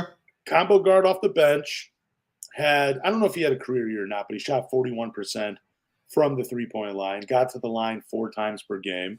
Dude, just great at drawing fouls. I'm going to give him a B though, because he only played 51 games. And Yeah, that's pretty much it. It's just the injuries, bro. It's just like he was because I don't know what his injury. I don't even remember what his injury was coming out, and I felt like he still could have played. And I don't think he's that good enough of a player where it really would have affected the record that much this year, just because we were so unhealthy and just I mean, we were playing with. There's so many guys on this roster, but I would give him a B. I was a little surprised, but then I felt like he got hot real early, looked amazing, and then it just kind of drifted off away. And he had too many games this year where he was a non-factor for the Pistons. Yeah, I think I'm going to give him a B too, Okay. where he had, games where he was foul evading and I loved it. But there were also games where he was really cold from three, which, if I had to nitpick, but I think he's a good vet on this team. And like I said, we didn't really get to see him because he did have that foot or ankle injury, if I do Yeah. remember correctly. But he had moments where, we were top five in bench scoring, and he was a big reason because of that. Yeah, I thought there was a real conversation for him to be six man. I mean, I don't think he was ever going to be. I think he could have been in the discussion, maybe not top three discussion, but before those came out, I think if he had played the full season and the Pistons had a little bit more success, you could have definitely thrown his name in the hat. And I think people would have been like, okay, yeah, I see it. I can see why you throw his name in the hat. Didn't think he'd win six man of the year, but again, a B for me. Let's see who else is on this team. Ooh, James Wiseman. This one's going to get interesting. I'm giving him a C plus. Okay. He had played well for the Pistons at moments. Defense was still terrible. I mean, he blocked a few shots here and there. My favorite moment for him during the season was when he is pushing the ball in transition, then dumps it off to Jalen Duren, who just throws it down from like 9 feet out. That was just awesome. But too many flashes, not enough consistent play, and he has a tunnel vision on offense, man. Like, he does not like to pass it out of there. I mean, it just was not good. There was just so many times where I threw my hands up in the air and I'm like, dude, what are you doing? And I think C plus is generous. I could easily go C in this scenario. We're grading him, but I'm gonna give him a C plus just because of those flashes that he's shown where you're like, all right, this might still work with two bigs, but highly doubtful. Yeah, I think it's hard to grade him because it was only 25 games. Yeah. But if I would have to put a grade on it, I'm going to give him a C. I think there were flashes offensively where he showed you what type of player he could possibly be if, you get him more reps and more opportunities. But the reason why he doesn't have an A is because what you said on the defensive end of the floor. There were games where it seemed like he couldn't grab a rebound and he was the tallest guy out there. Yep. That's still something I don't understand of him being damn near 7 feet and he doesn't jump to get a rebound. But like I said, that's another topic for another day. Like I said, I think defensively there's still room for him to grow, and he's even admitted that that's something he does want to work on to get better. With blocking shots, with reading pick and rolls on the defensive end of the floor. So I'll give him a C. I still think there's this a lot of untapped potential there, and he could possibly get up to a B plus player maybe next season. Marvin Bagley, this one's going to be interesting. I think for me originally, I would have given him a C minus if he didn't have that great last few games of the season when he returned from injury, where he had no 2020 game, but almost 2. I think he had he had some great rebounding games. Like, he looked extra motivated. So I'm going to bump him up to a C plus. Again, what factors in is he only played 42 games. The health, the injuries, that's a huge concern.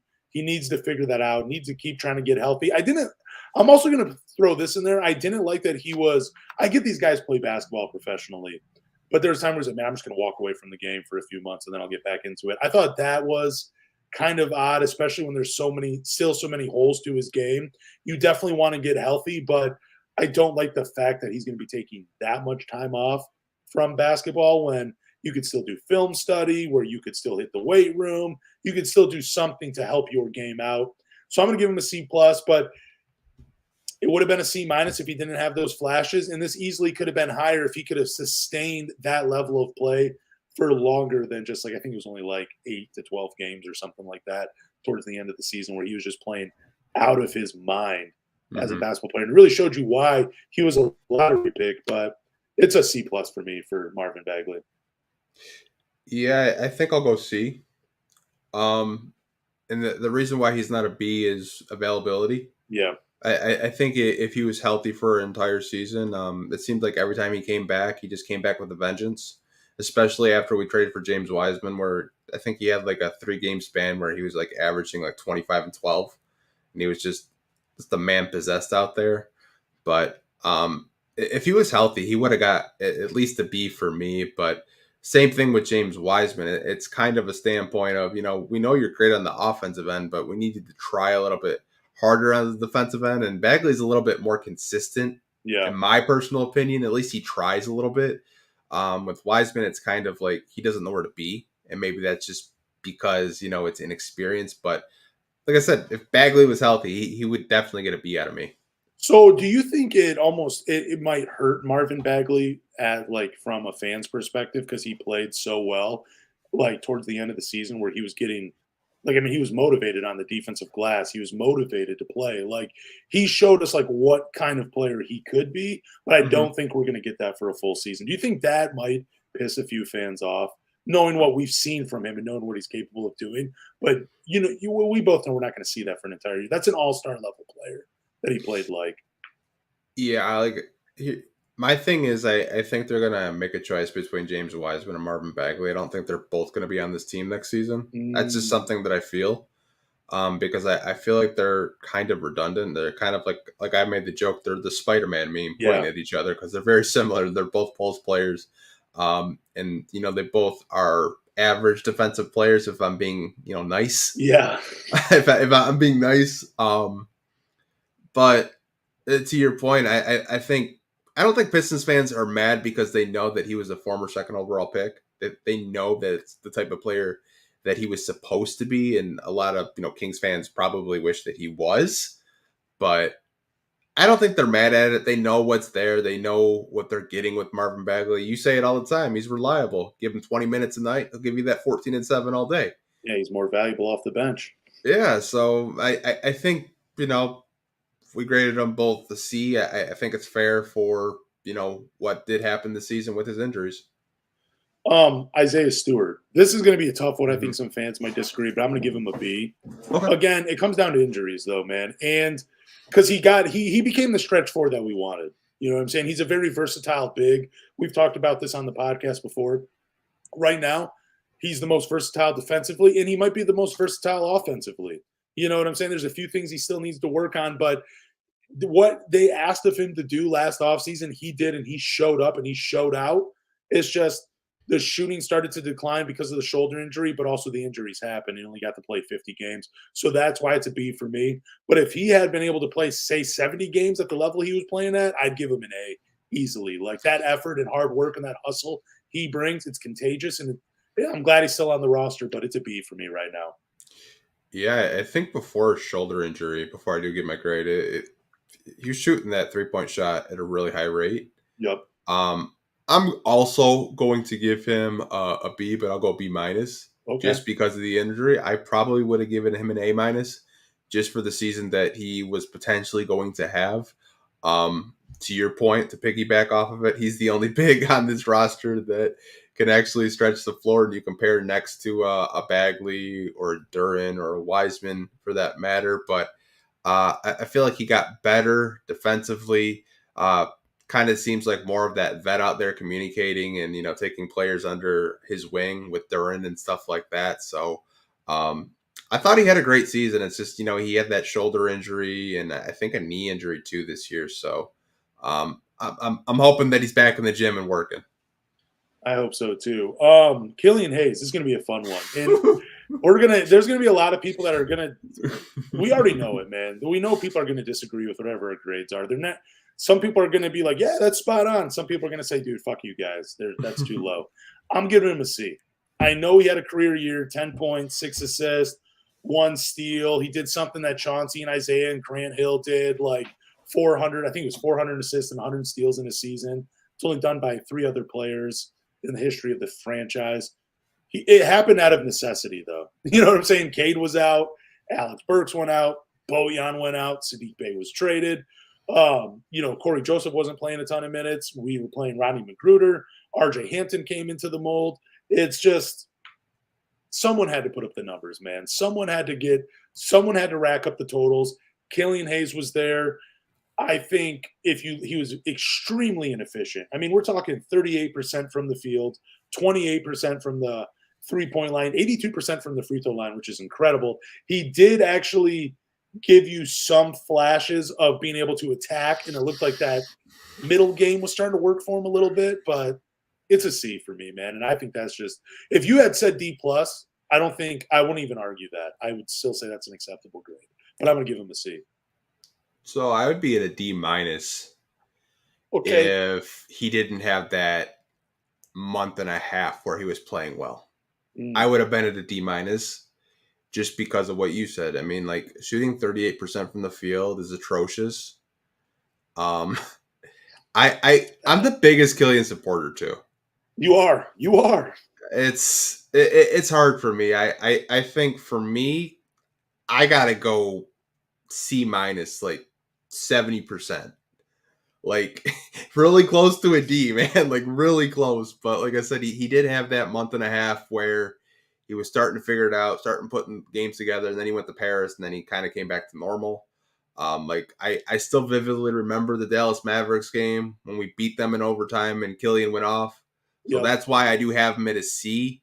But other than that, man, like he would have been a D all day. Okay. That's fair. I mean, like I said, some of us we're going to grade him low. I thought C was generous, but again, I'm not arguing with the D score either, man. I'm really not. I think we can talk about Eugene Amarui. I mean, we got 17 games out of him. He really didn't do enough work, though, to really be graded, but he was here for the last end of the season, finished his season with 4 rebounds when we're rounding up, 1 assist, 10 points per game, shot 43% from the field, 29% from 3, but we knew he wasn't a sniper. He's a hustle player. I'm giving him a B just because he's in a tough spot, man. He showed out in a minimal spot. Like, I mean, he could have been an afterthought, could have been cut immediately after the first 10 day. He stuck around, got a partially guaranteed deal going into training camp. He just worked his ass off. I think that's fair. We got to give him a lower grade because he took that picture with Oklahoma City. I mean, you got to give him a lower grade for that. And I think there were moments where his offense sputtered, and you kind of just saw an average player at that. So Yeah. yeah, it's just I think B is fair. I mean, I'm not going to grade him super high. I don't think he's a superstar. I don't think he's Draymond Green. I don't think he's any of that. I just think he's a Hamidou Diallo type player. Yeah, I'll probably give him a C plus. Okay. I feel like he had games where he really tried out there on the defensive end of the floor. But there are also games where he wasn't picking people up defensively after he got that contract. Ooh, yeah. He looked a little lazy at times. Yeah, but I mean, he was a guy that was off the waiver wire, so I didn't really expect too much from him. But I thought he did have moments where he played really scrappy defense, so that's why I'm going to give him a C. Okay. Hamidou Diallo. This is an interesting one. I'm actually going to give him a B plus just because I think he finally found a role that he could thrive in, which is an undersized big man. But he has the athleticism and the wingspan to actually do it. And I mean, there's just something about how LCA gets fired up, whether there's 1,000 people in there or it's a game where it's packed and everything's sold out. That dude just knows how to ignite a fan base, can make solid cuts, has abandoned the 3-point shot. He wised up as a player. And I mean, he showed flashes being that undersized big where he was getting double-digit rebound games. You know what I'm saying? And getting double digits in scoring inside 5 feet. So I'm going to give him B plus because he found a role. But also, he only played 56 games, man. And it's I don't even know why he was injured again. I think it had something to do with a knee or a hamstring or something. But Hamidou Diallo, he got a B plus for me.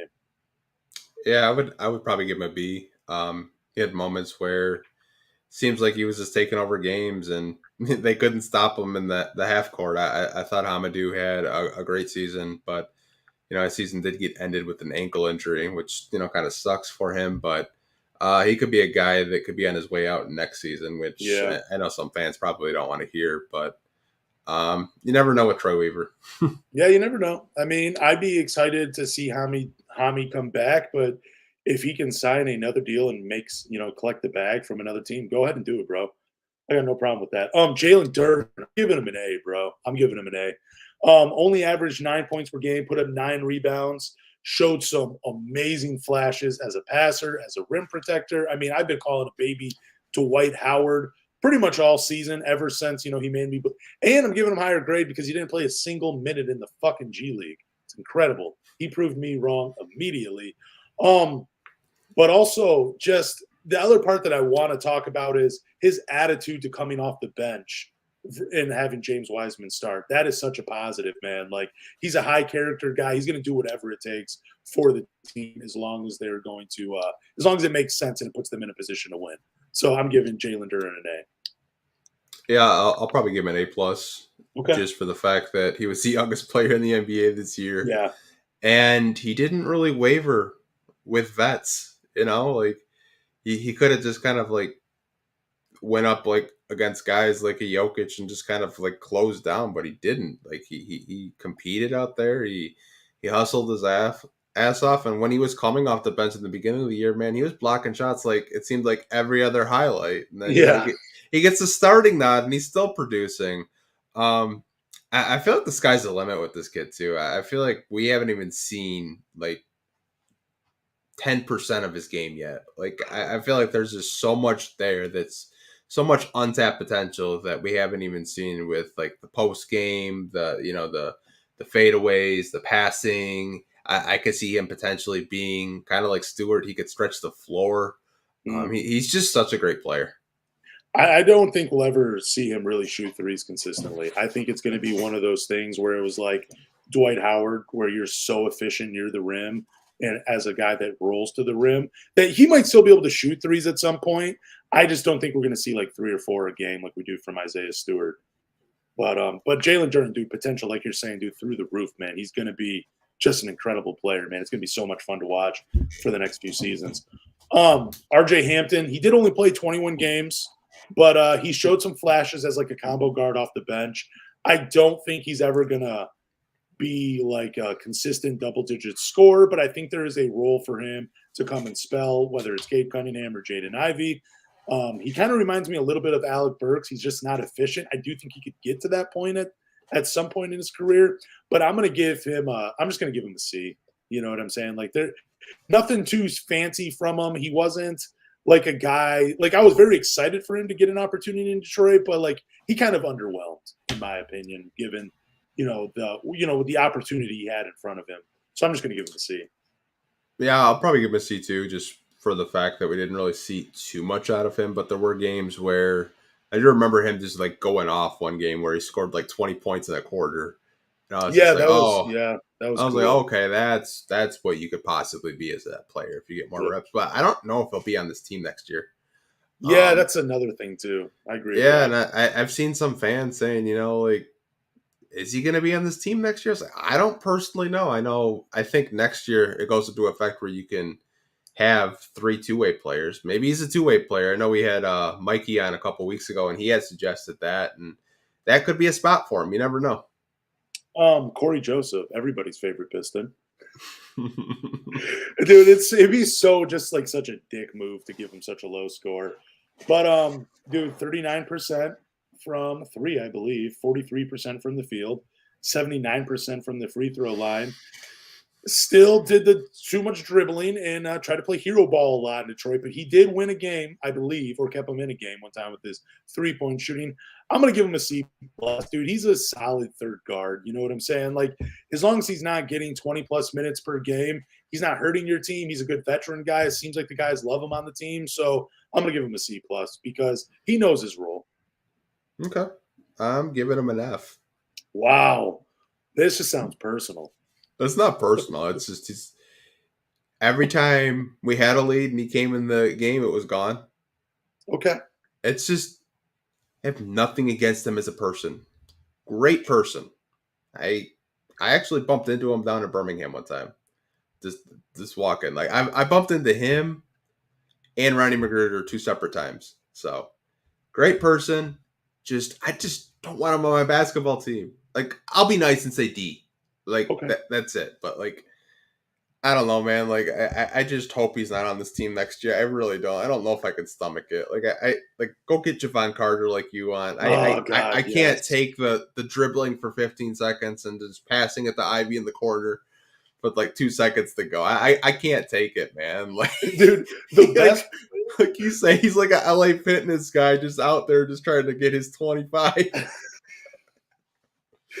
Yeah, dude, it's just, and then he always looks so confused that it didn't work out. And you're like, dude, well, you just dribbled the air out of the ball, bro. What do you mean? Of course it didn't look good. What is more surprising to you, that he was drafted in the first round, or Roddy McGruder has 112 starts for the Miami Heat? Wait, can you repeat that question again? I was reading What the is more comment. surprising to you, Corey Joseph being drafted in the first round, or Roddy McGruder having 112 starts for the Miami Heat? More surprising, I would probably say the 112 starts. I agree with that, dude. That's crazy to me that Roddy McGruder got, I want to say it's 112. Yeah, I mean, Yep, 112. It's crazy. yeah, like I said, I don't hate Kojo. It's just, Yeah, it sounded like you do. oh, Just kidding. it's just because like when he came into the game, I'd actually walk up and just leave Oh watching wow. the game. Like if I Okay. had to like go to the bathroom or whatever, and Kojo comes in, I said I'm getting up because I just can't handle it. It's just he's a good vet, you know. I get all of that, but it's just like it seemed like every time we had a lead and he came in, it was gone. All right. Isaiah Livers. This is gonna be a tough one for me, man. All right. I'm gonna give him a lower grade. I'm gonna give him a C plus. That's being fair. Injuries. He got beat a lot defensively. 3-point shot really wasn't there for a majority of the season. He did develop in like that guy that can take two dribbles and pull up. That's a nice little move he has in his bag now. I love it. Just the injuries, the defense really wasn't there, but I also think that's more predicated on the team being so bad defensively. So I can't give him like below a C plus, because I do think his game is more. You're going to see a better player once the team is better from Isaiah Livers. So, but yeah, I'm going to give him a C plus, and I think that's fair for him this year. Yeah, I'll probably give him a C just because of availability and him being injured so much. But like I said, if he was healthy, I'd probably be in the B range with him. Okay. I think he's the only wing really on this team that I think Troy has always spoke very highly of him. He said, you know, we need more guys like Isaiah Livers on this team that will defend and shoot the 3-point shot at a pretty good rate. So I'd probably give him a C plus. All right. That's awesome. I'm glad we agreed on that one. Here's going to be the final player, because Kevin Knox, Jared Rhoden, Nerlens Noel, Stanley Umudi, Buddy Boeheim, and Braxton Key. I don't think it's even worth grading those guys. But Rodney McGruder, I'm going to give him a B minus, just because even though he only played 32 games, he was still available, though. You know what I'm saying? Like, that was just more of, we don't need you to play, but we know if we do need you to play, you're going to be available. So I'm going to give him a B minus. And I just think, again, he's a pro's pro, man. Like, he knows his role. He's not going to complain about sitting on the bench. And when you need him to play, he's going to be ready. And I think that's a great thing to have on your bench. So Rodney McGruder, he got a B, what did I say, a B minus or a B? Mm-hmm. One of those for me. Yeah, I'd probably give him a B too, just for like being our Udonis Haslam, like being that vet. Yeah. Where if you do need him, he can play. I know he did play towards the end of the year when we had like 75 injuries on the injury report, and he was a starter. But like I said, I wouldn't be surprised if you see him on this roster next year at a cheap deal, just to be another a voice in the locker and one of those vet presence that a lot of players on this roster have spoke very highly of. Like Isaiah Stewart likes him. I know Cade has spoke very highly of him. Same with Jaden Ivey. So I think he's just one of those vets that a lot of players just genuinely like. I agree. I definitely agree with that. But that's our player grades, man, For sure. the season. Do we have any Q&A questions? We have a few that I did start. No, I gave you probably the best one. We do have a question just for you, though. This comes from SJ. It said, Lance, do you think Weaver will try to get Cam Thomas this offseason? And who do you think will be surprising to be signing up this coming free agency? I don't think we're going to get – I don't think he'll go after – was he reported to really like Cam Thomas? Is that why his name is being brought up. I feel like it's kind of a random name. No offense, but I do think love it's Cam just. Thomas's game. I think Pistons fans are just. Throw names up there. Yeah, he's a bucket getter. Yeah, I mean, unless you meant Cam Johnson, but Cam Thomas, I don't think Troy Weaver will go after him. I mean, he passed on Jaden Hardy. I think those guys are two pretty similar players. Maybe he's kicking himself for passing on Jaden Hardy because he is that nice explosive guard off the bench. I would be really shocked and surprised if they went and signed Cam Thomas. I just don't think. I think if anything for a backup guard, even though I've thrown out Javon Carter a lot, I think you want a bigger guard, kind of like an Alec Berg or an RJ Hampton coming off the bench with that surprise. Who do you think will be surprising to be signing up this coming free agency? No, I would be surprised if like he brought in Jaylen Brown or like a Brandon Ingram or somehow, used the second overall pick or whoever he drafts with that to bring someone else in if it falls that way. I would just be shocked if he could bring in a big name. But I mean, if he brings in Cam Johnson, I wouldn't be surprised. That seems like a Troy Weaver type move. But I would love it if he signed a Darius Baisley. You know what I'm saying? That's a former Oklahoma City Thunder guy. Fell out of the rotation for Phoenix. I believe he's primarily a power forward, but hey, we're looking for two bigs. So I don't know if I answered the question the way you wanted it to, but that's my answer. Yeah, I mean, like, Jeremy Grant be surprising. Yeah, that would be. PJ Washington, like those are probably the names that you might see.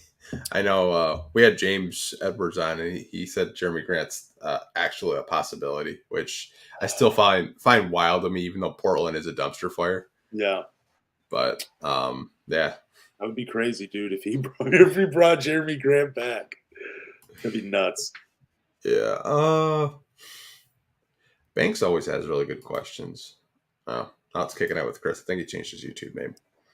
He said, I know everyone wants Victor, but deep down, do y'all really think Cade wants Victor, another first-round pick, because he knows Victor will be the face of this team, dropping him to second? I don't think being the face of a team really bothers Cade Cunningham that much. You know what I'm saying? Or I feel like if he wanted to be the face of a team, he probably would have pushed a little harder to, for Houston to get him. You know what I'm saying? Maybe you would have heard something like that because he's from that area.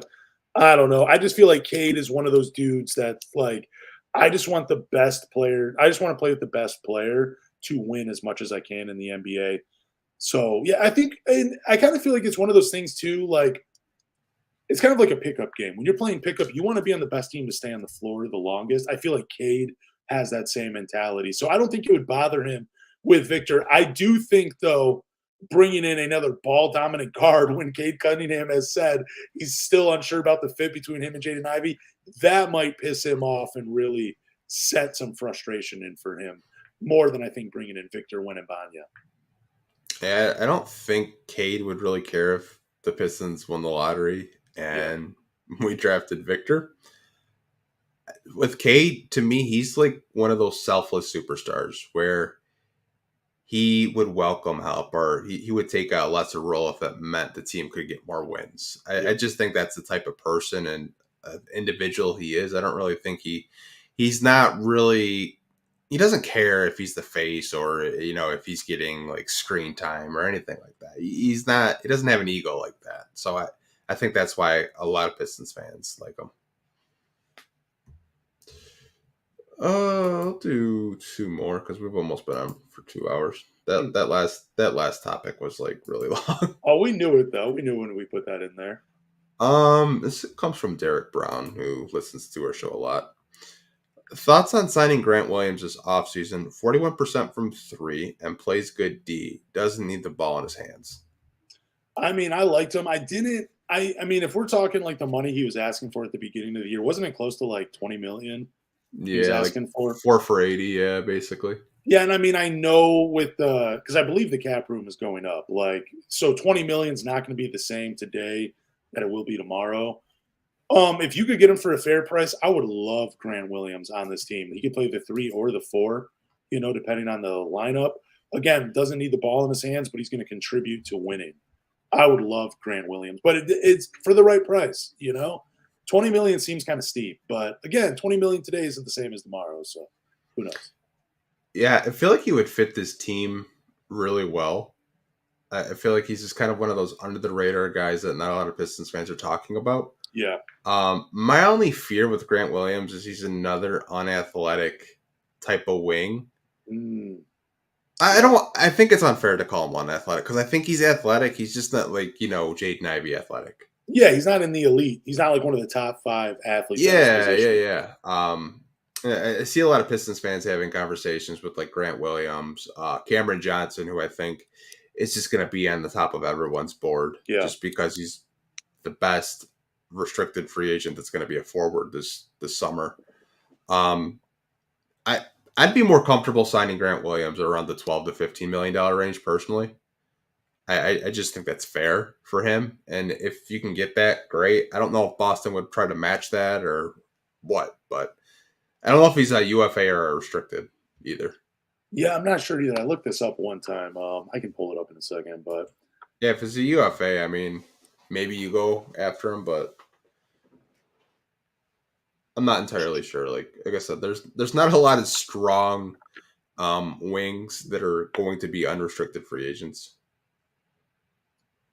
Man, I hate when I have to click so many links. But he is it looks like he's a restricted free agent. Oh, okay. Yeah. Like I said, if that's the case, let's go after Cameron Johnson. Yeah, go after Cam Johnson, man. I don't know but I don't think if I don't want to be gambling with Boston when it comes to Grant Williams. All right, we'll do one more question. I don't know if you're petting a floating head or if that's your dog. Oh, no, I was turning my mic down because I was coughing. Bro, because of the green screen, it looked like it had teeth. Oh. I thought it was your dog. Yeah. I think the green screen was just... okay. That's what I saw. Yeah. I just saw like teeth open. I was like, what the hell was that? No, it's just my little soundboard. What's so funny? Every time someone asks me what they need for a podcast, I send them this video with all the equipment that I use. And as soon as I tell them the price point, they're like, fuck it, dude. Is there any way I could do this cheaper? And I'm like, yeah, you can. It's just all about sound quality, though. All right. So we'll do one more question from Spiral.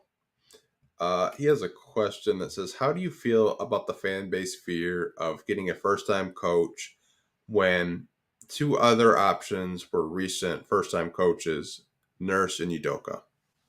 How do you feel about the fan base fear of getting... I think it gives us something to talk about. And I think it's because we don't know really what these roles are for these guys when they're an assistant coach on these teams. A little fear does creep in because, again, you just don't know. Like, what are they bringing to the team? Why are they important sitting on the bench? How do the players feel about it? We don't get that information out. But when it comes to guys like Nick Nurse and Ime Udoka, it is we can see their results. We can see how they're progressing as head coaches on the bench. We just can't see that from assistants. So I think the fear, it can be a little overblown at times, but I do think it's fair. But I think you could bring in an experienced coach like Dwayne Casey was, and he didn't have any success, with the Detroit Pistons in the current roster. So it's just, I think that I really, like I said, the fear can be overblown, but I think it's fair when it comes to inexperienced coaches because, man, it's been such a long time since we've had like a really solid foundation of winning basketball in Detroit. So I think the fear is fair, man. Yeah, I think it's warranted. I think that like you said, how do we feel personally? I'm okay with giving an assistant coach an opportunity because I don't really expect this team to jump up to 50 wins overnight. And I know it's a process and it's going to take time. I think if you want to go and get a Charles Lee or a Chris Quinn or a Kevin Ollie or whatever, I mean, go for it. I mean, you won 17 games. Maybe you can take that 13 or 23 game jump. I knew that was coming. I knew it was coming. Maybe you can take that jump. Maybe instead of 17 wins, you have 35 next year. That'd be a big jump. I think if you look at it from that standpoint, that Pistons probably aren't going to win a championship next year. They could sneak into the play-in if they do get the coaching right, and they attack free agency, and adding 3-and-D wings and getting them more depth. off the bench, then yeah, I mean, you would feel more comfortable with the younger coach. You don't really need a household name that's probably going to cost Tom Gora's anywhere from like 6 to 8 million just to even have them come to Detroit. So I mean, you kind of have to look at it from that standpoint too. You're probably not going to have to pay these assistants as much. Yep. Man, good point, man. Definitely a good point. Yeah, man, I try. And Mega Hustle, 100% right. We do need a better medical staff.